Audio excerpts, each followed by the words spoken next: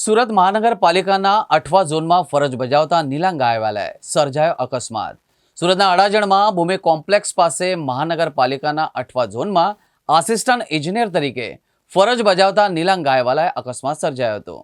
અડાજણ વિસ્તારમાં એસએમસીના અધિકારીએ મોડી રાત્રે અકસ્માત સર્જાયો હતો। પાલિકાના 8વા ઝોનમાં ફરજ બજાવતા નીલાંગ ગાયવાલાએ પોતાની ખાનગી કારથી અકસ્માત સર્જાયો હતો। હાલ અધિકારી પાલિકાના 8વા ઝોનમાં આસિસ્ટન્ટ એન્જિનિયર તરીકે ફરજ બજાવે છે। અધિકારીએ અકસ્માત સર્જ્યો હોવાની વાત વાયુવેગે પ્રસરી જતા રસ્તાની સાઈડ પર ઊભેલી કારને પાછળથી ટક્કર મારી કાર ડિવાઈડર તોડી બાજુના રસ્તા પર આવી ગઈ હતી।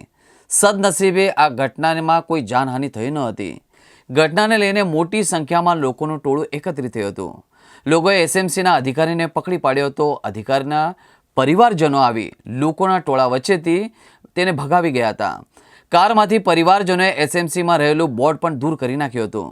બનાવની જાણ થતાં જ અડાજણ પોલીસ ઘટના સ્થળે દોડી આવી। પોલીસે લોકોનું ટોળું દૂર કરી રસ્તા વચ્ચે કારને ટોઈંગ કરાવી મામલો થાળે પડ્યો હતો। પોલીસે આ મામલે વધુ તપાસ હાથ ધરી છે।